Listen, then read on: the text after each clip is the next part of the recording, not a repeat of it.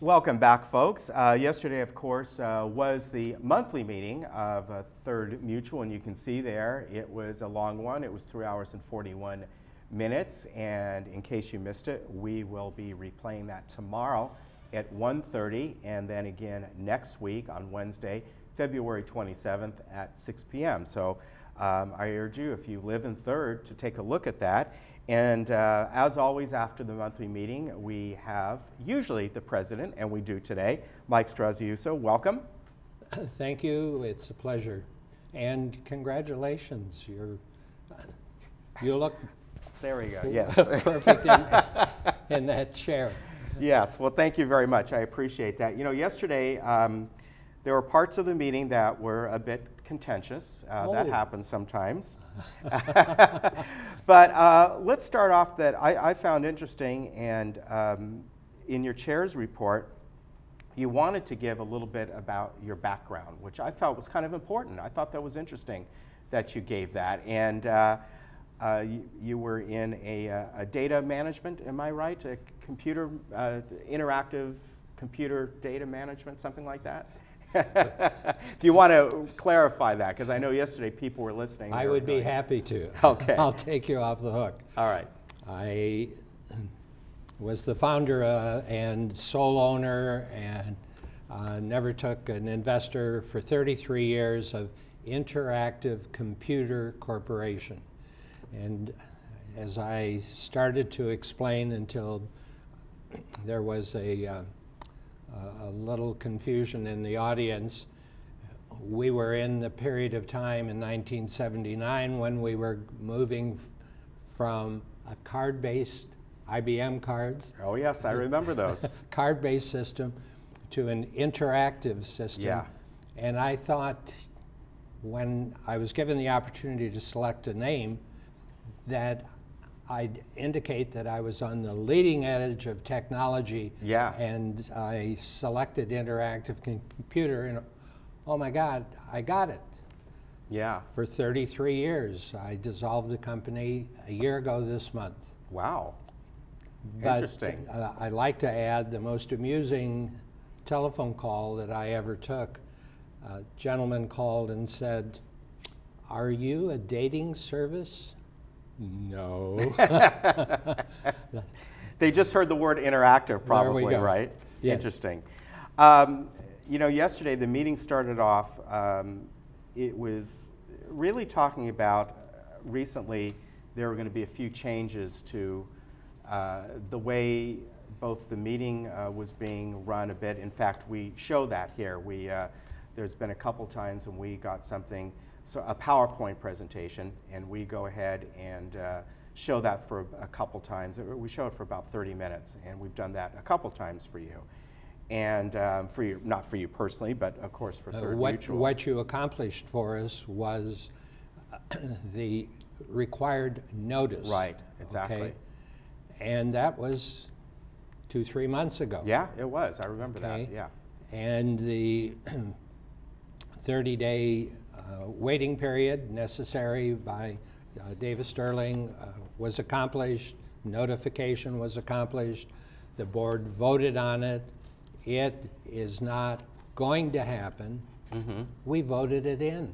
Right, It exists. And yet, when I announced that one of the changes, people went, "What? You can't do that." Mm-hmm. I beg your pardon. Did you read what you approved, and now you treat it as a surprise? It was amazing.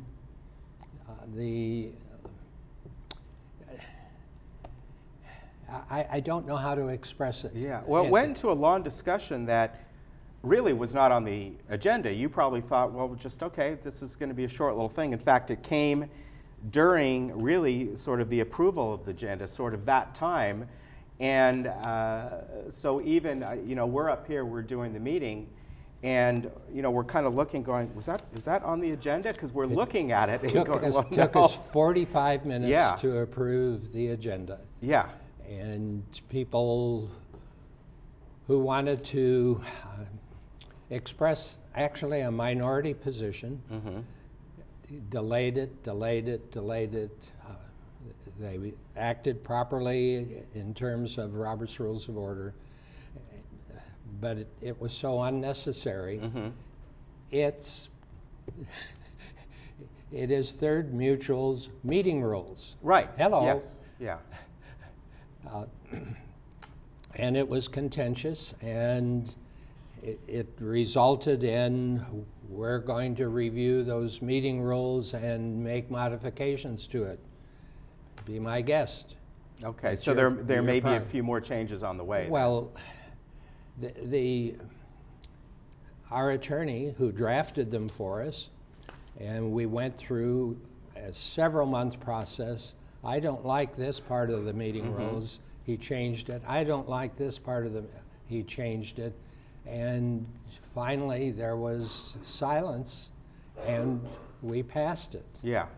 But the preparation of the agenda was the major sticking point. Right, exactly. And that was down on the agenda, on what I'm talking about, the agenda from the meeting. There was something about the preparation of future agendas. Yes. And that was quite a long discussion as well. And as your lawyer, as your corporate counsel pointed out, that in reality this gives a little bit more power to the people, so to speak, where they can go ahead and see about getting something on the agenda, and that each director has a little bit more say in saying, you know, I really like to get this on the agenda, without giving autonomy to the chair at this point. Of course, that would be you. At this point. Yeah. So in a sense, it gives the, at least how your corporate counsel explained it, he's going, this actually kind of loosens the rules a little bit. It gives people more of an opportunity to get something on an agenda. Why is it that you get it? I don't know. I'm not saying I get it. I'm just kind of going back to what you get it. I'm just going to what your corporate counsel said. But well, and it's in writing. I have a copy of it. Everybody has a copy of it. And why now it became contentious. And the leading purpose is to cut down the number of meetings that we have to attend. You don't have to be there to say, I want this on the agenda. Oh, okay, we'll put it on the, I'll put this on the, okay. Just put it in writing, submit it, and we'll take care of it. Unless it is been on the agenda in the last 3 months, unless it's cockamamie, something that is inappropriate. Right. And in reality, what maybe people don't quite understand is that all you board members don't just attend the monthly meeting where they see you on TV. You have many, many meetings. Some of them, obviously, the committee meetings, and some of them are, if I'm correct, meetings of the whole, meaning that you all must be there or should be there, or a certain majority should be there.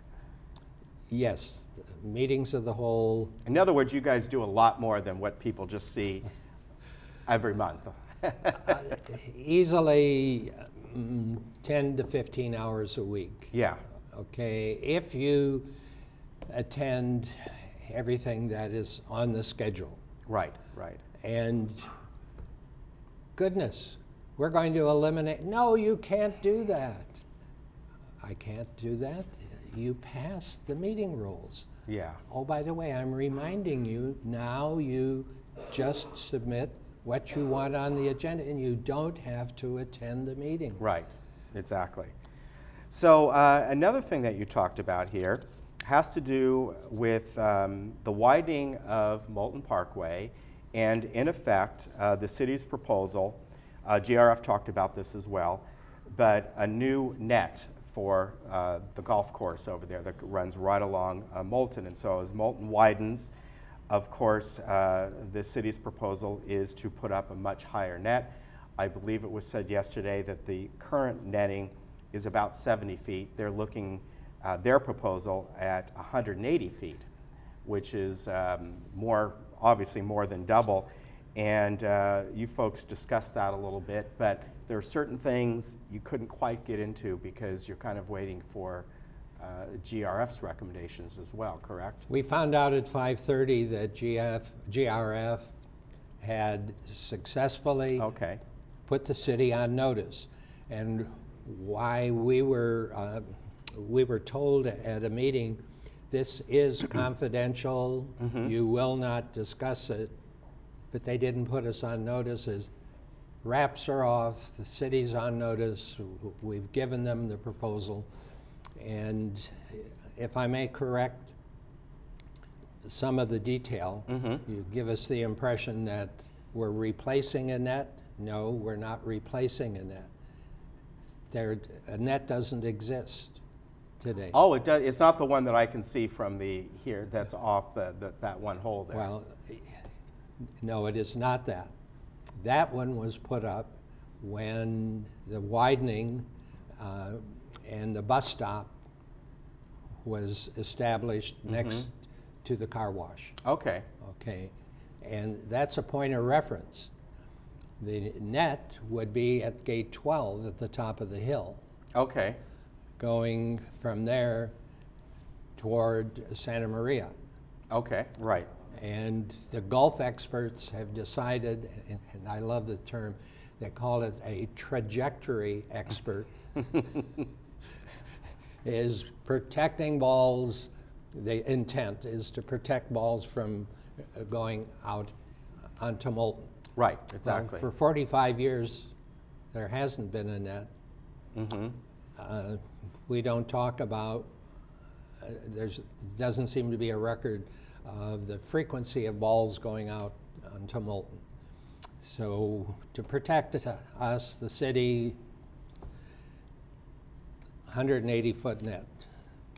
The Gulf experts have gone back to the drawing board and have recommended that the T, which is up, yes, exactly, be lowered, the hole shortened as a result, and instead of 180 foot, that it would be far less than 180 foot. All right, so that's still going to be looked at. That's in the hopper. Okay. As we went on with the meeting, the board itself decided that the meeting was going pretty long, as I said, and so some of the things that you decided to sort of skip over. You did the treasurer's report, a bit of it, meaning this time of the year during February, none of the boards are presenting what I always say the number slides, because that's how we get them up here. But Ray did talk about a few things. Ray So, who is your treasurer, and you got to that. But then there were several things at the end. You just decided, our meeting's gone pretty long. Let's kind of skip over these. And is there any of those you want to touch on that were skipped over, or some of the committee meetings, like the traffic committee meeting and a few of the others, operating rules, or? Well, we had. Let me touch on what has become so contentious. Mark Baer gave a presentation yesterday, and it involves an invitation that was extended by our attorney to a Clipper game. Oh my God. He invited us to a Clipper game. My challenge to those who have decided that this is an egregious breach of, I want to say conduct, but they want to characterize it as ethics. Well, we have a code of conduct. And the closest you can come in the code of conduct to a violation is that any activity that has the appearance of being a conflict of interest. Right. Whose appearance? Who is the judge on what is an appearance? Right, exactly. It is a non-defined term. And conflict of interest, to drive to Staples and walk in with the attorney and sit down next to him and watch these fantastic clippers is something that has some people upset, and taking this as an opportunity to demean hardworking, dedicated people Right. who have spent untold hours both in meetings and studying the information that we get, and now we're no good. Right.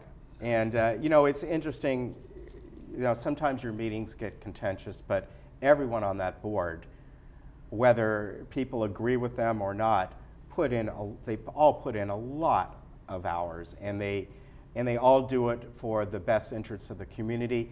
Just like in politics in general, there are going to be different points of view on things. One thing I want to mention here that you handed me this morning, and this is a very good thing, you'll all appreciate this, a large item pickup is coming Saturday, February 23rd. Yes, sir. All right. And where is this going to take place? It will take place, they will canvass. They will drive the community. So people can just put their stuff out. Put their stuff out next, if you have a trash bin, put it next to the... Okay. After 7 o'clock Friday night and before 7 a.m. Saturday. Okay, get it out there. That's the time frame. All right, very good. And again, that is this Saturday, February 23rd. Mike, thanks for coming on, and hope you got some rest last night after the meeting. But I appreciate it, you coming on and giving this. And folks, we will put this segment up on our YouTube link, and actually it's on our website that goes to a YouTube link, but we put this up either later on today or sometime tomorrow morning. So if you want to view this segment again with the board president of Third Mutual, Mike Struzziuso. Thank you. My compliments. You're filling the chair beautifully. Well, thank you very much. I appreciate that. You're welcome. And thank you for coming on. Folks, we'll be right back with a couple doctors from the Neck and Back Medical Center.